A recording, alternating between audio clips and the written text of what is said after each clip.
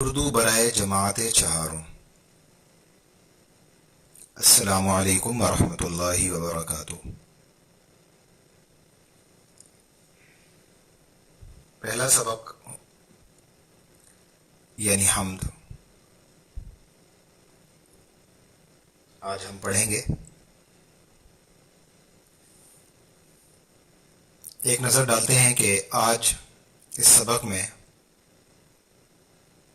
آپ کیا کیا سیکھیں گے۔ تو بلند خوانی یعنی ہم اس حمد کو بلند آواز میں پڑھیں گے۔ ہم آواز الفاظ اور مشکل الفاظ،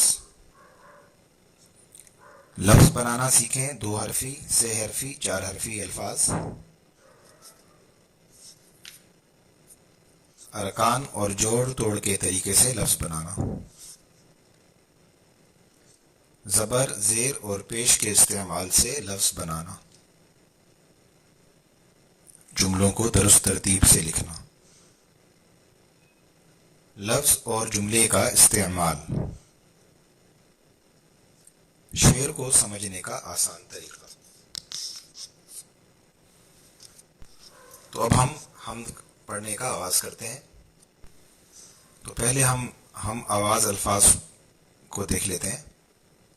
اس حمد میں کچھ الفاظ ایسے ہیں جن کی آوازیں ملتی جلتی ہیں۔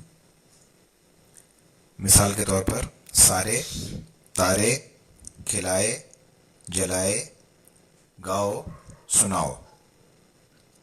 کچھ نئے الفاظ ہیں۔ حمد یعنی اللہ تعالیٰ کی تعریف کو حمد کہتے ہیں۔ سنوارنا، سجانا، بہتر بنانا۔ قدرت یعنی طاقت، اور چراغ یعنی دیا۔ اب ہم اس حمد کی بلند خوانی کریں گے تو بچے اسے پڑھنا سیکھیں۔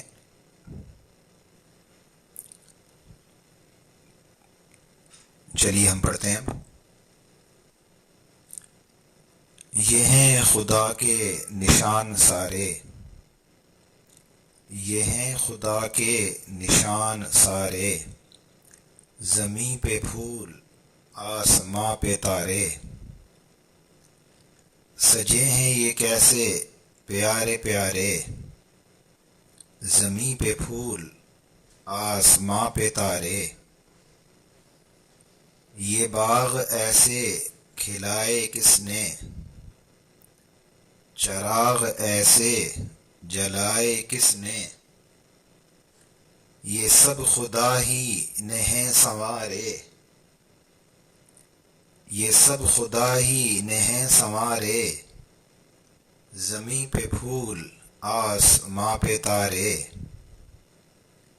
خدا کی قدرت کے گیت گاؤ، خدا کی قدرت کے گیت گاؤ، خدا کو اپنی دعا سناؤ، خدا کی گاتے ہیں حمد سارے، خدا کی گاتے ہیں حمد سارے، زمیں پہ پھول، آسماں پہ تارے۔ تو یہ حمد آپ نے سنی اور اسے اسی انداز میں پڑھنے کی آپ مشق کیجیے۔ اس حمد کے جو شاعر ہیں ان کا نام ہے اختر شیرانی، جو ایک مشہور شاعر ہیں۔ آگے ہم چلتے ہیں۔ اب ہم لفظ بنانا سیکھیں گے۔ لفظ بنانا سیکھیں۔ آپ کے سامنے 3 کالم ہیں۔ آپ کو 2 حرفی، 3 حرفی اور 4 حرفی الفاظ بنانا سکھایا جا رہا ہے۔ یہ سب مشق آپ پہلے کر چکے ہیں، صرف ان کو دہرایا جا رہا ہے تاکہ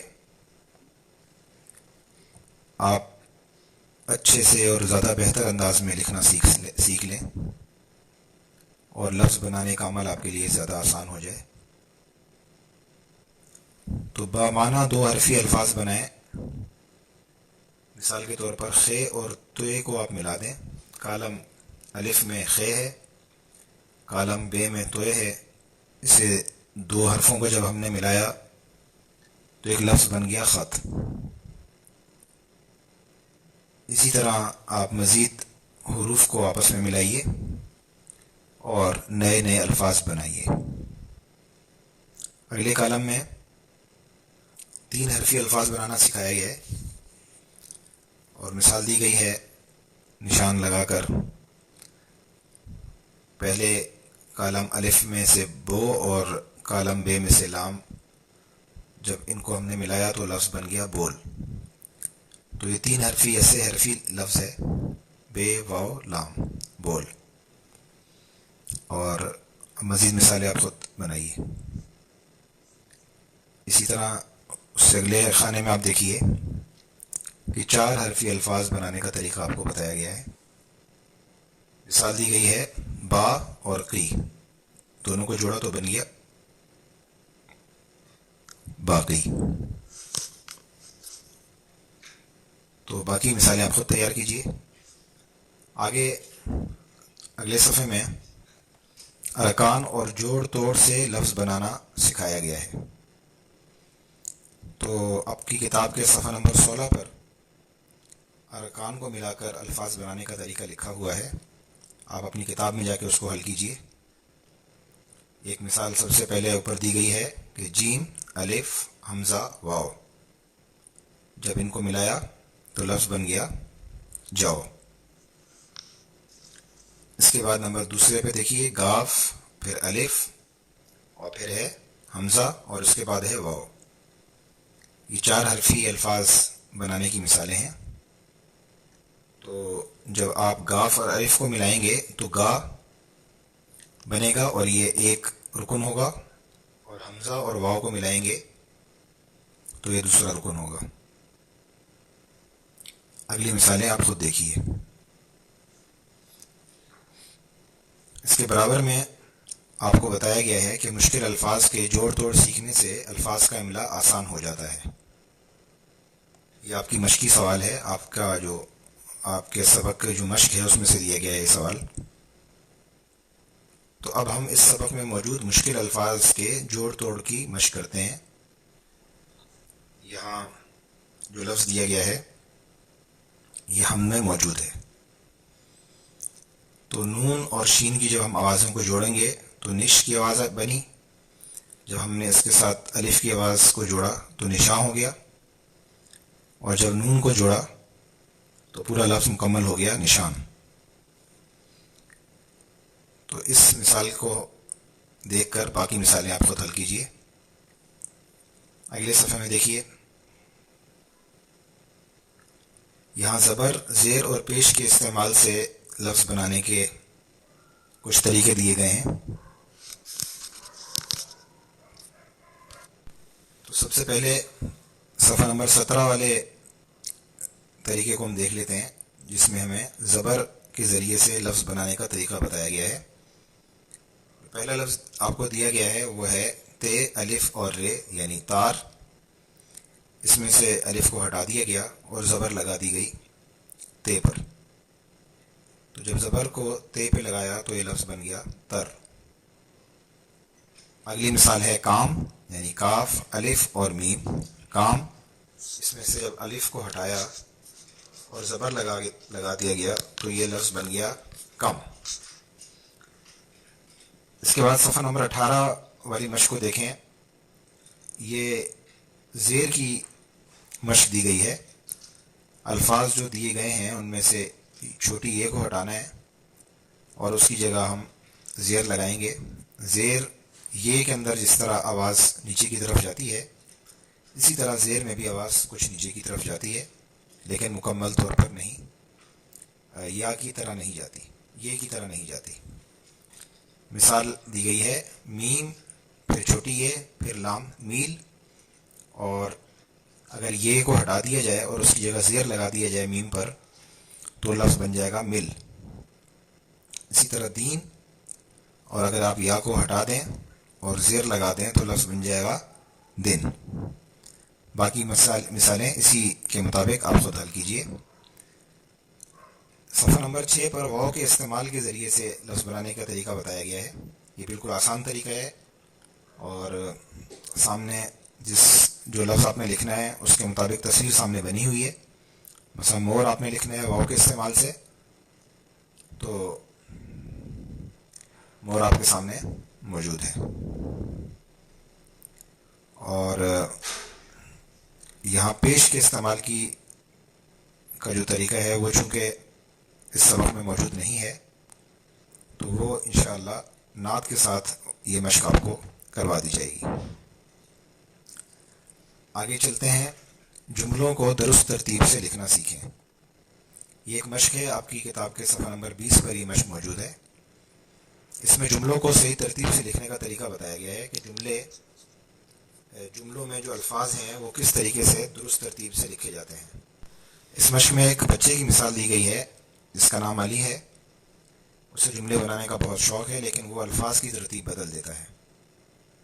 اس نے کچھ جملے بنائے ہیں، تو آپ کا کام یہ ہے کہ علی کے بنائے ہوئے جملوں کو درست کریں، یعنی اس کے الفاظ کی جو ترتیب ہے ان کو ٹھیک کریں. مثال کے طور پر چہارم علی پڑھتا میں جماعت ہے، تو اسے آپ ٹھیک کریں گے تو جملہ بنے گا علی چہارم جماعت میں پڑھتا ہے.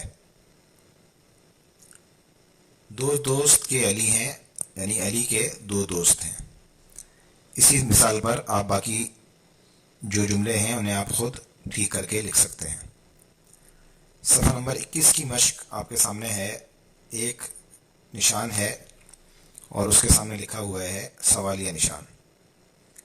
تو یہ سوالیہ نشان ہے، اور جب کوئی سوال لکھا جاتا ہے تو یہ نشان، یہ علامت اس سوال کے بعد ڈال دی جاتی ہے.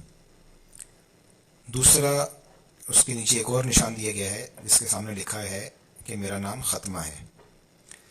تو جب بھی کوئی جملہ مکمل ہوتا ہے تو اس کے آخر میں یہ ختمہ کی علامت ڈالی جاتی ہے. مثال دی گئی ہے کہ آپ کا کیا نام ہے. تو اس میں کوئی بات پوچھی جا رہی ہے، سوال کیا جا رہا ہے، تو اس سوال کے مکمل ہونے پر سوالیہ علامت بھی ڈال دی گئی ہے. جواب ہے میرا نام علی قادر ہے. تو یہاں جملہ مکمل ہو گیا، تو اس کے بعد ختمہ کی علامت ڈال دی گئی. نیچے مشق میں آپ کو یہ کام دیا گیا ہے کہ آپ سوالیہ پر سوالیہ علامت ڈالیں، سوالیہ جملے پر سوالیہ علامت ڈالیں، اور جو عام سادہ جملہ ہے جس میں کوئی بات پوچھی نہیں جا رہی بلکہ بتائی جا رہی ہے، اس کے بعد ختمہ ڈالیں. جواب پر بھی آپ ختمہ ہی ڈالیں گے. اب لفظوں کا کچھ استعمال آپ سیکھ چکے ہیں، اور جملے کے متعلق بھی کچھ چیزیں آپ کے علم میں آ چکی ہیں کہ جملے کی ترتیب کیسی ہوتی ہے، اور جملے اگر سوالیہ ہو تو سوالیہ علامت ڈالی جاتی ہے، اور اگر سوالیہ جملہ نہ ہو، اس میں کوئی بات بتائی جا رہی ہو، تو اس کے اختتام پر ختمہ ڈالا جاتا ہے. تو اب 2 مشقیں آپ کو دی گئی ہیں.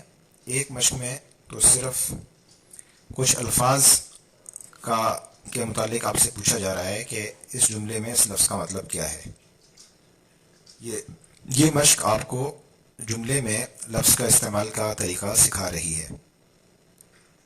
تو پھل اور پھول خدا کی قدرت کے نشان ہیں. تو یہاں قدرت کا مطلب کوئی اور لفظ اگر بتا رہا ہے تو آپ بتائیے کہ وہ لفظ کون سا ہے. مثال کے طور پر وہ لفظ ہے طاقت، یعنی پھل اور پھول خدا کی طاقت کے نشان ہیں. اسی طرح باقی مثالیں آپ خود حل کر سکتے ہیں. چراغ کا مطلب ہے شمع، تو اب آپ آسانی سے تلاش کر سکتے ہیں. نیچے کچھ الفاظ دیے گئے ہیں، ان الفاظ کے جملے بنائیں. تو یہ الفاظ وہی ہیں جو پہلے بھی گزر چکے ہیں، ان پر آپ جملے بنائیے. جملے بنانے کے متعلق آپ ذرا جان لیجئے کہ جملہ کیا ہوتا ہے. اس بات کو جاننے کے آپ کو 2 فائدے حاصل ہوں گے. ایک تو آپ جملے کو مزید اچھی طرح سمجھ لیں گے، اور دوسرا آپ اس کی بدولت اگلے سوال کو بھی حل کر سکیں گے. تو ہم ایک پوری بات ایک جملے میں بیان کرتے ہیں. ایک جملے کا مطلب ہوتا ہے کم از کم ایک بات مکمل ہو گئی. جیسے میں نے پانی پی لیا، گیند گم ہو گئی، اذان ہو رہی ہے. ان تینوں مثالوں میں ایک ایک بات بتائی گئی ہے اور وہ بات مکمل ہو گئی ہے. اب یہ سمجھیے کہ شعر بھی ایک جملے ہی کی طرح ہوتا ہے. شعر میں بھی کوئی بات بتائی جاتی ہے. شعر سمجھنے کا سلیقہ آ جائے تو حمد، نعت اور نظم سننے میں بھی لطف آتا ہے. شعر کو سمجھنے کا آسان طریقہ یہ ہے کہ شعر کے ہر مصرعے کو ایک جملے میں بدل دیا جائے۔ نمبر 4 میں آپ کو یہی مشق سکھائی جا رہی ہے، یہی کام آپ سے لیا جا رہا ہے۔ تو شعر کو سمجھنے کا آسان طریقہ کیا ہے؟ مثال کے طور پر دیکھیے کہ خدا کی گاتے ہیں حمد سارے، زمیں پہ پھول آسماں پہ تارے۔ تو یہ 2 مصرے ہیں، 2 مصروں سے ایک شعر مکمل ہوا۔ اب آپ کا کام یہ ہے کہ اس شعر کو جملوں کی شکل میں لکھیے۔ آگے چلتے ہیں۔ نمبر 5 میں آپ کو یہ کام دیا گیا ہے کہ درست الفاظ لگا کر خالی جگہ پر کریں۔ تو یہ مشق بالکل آسان ہے، آپ آسانی سے حل کر سکتے ہیں۔ ہم کو آپ دوبارہ پڑھیے اور اس مشق کو حل کیجیے۔ اس کے برابر میں سوالیہ اور ختمہ کی مشق دی گئی ہے، یہ آپ اپنی کتاب میں بھی حل کر سکتے ہیں۔ تو اگر سوالیہ جملہ ہے تو سوالیہ نشان ڈالیے، اور اگر جملے میں کوئی سوال نہیں ہے، کوئی بات بتائی جا رہی ہے، تو اس کے اختتام پر آپ ختمہ لگائیے۔ السلام علیکم ورحمۃ اللہ وبرکاتہ۔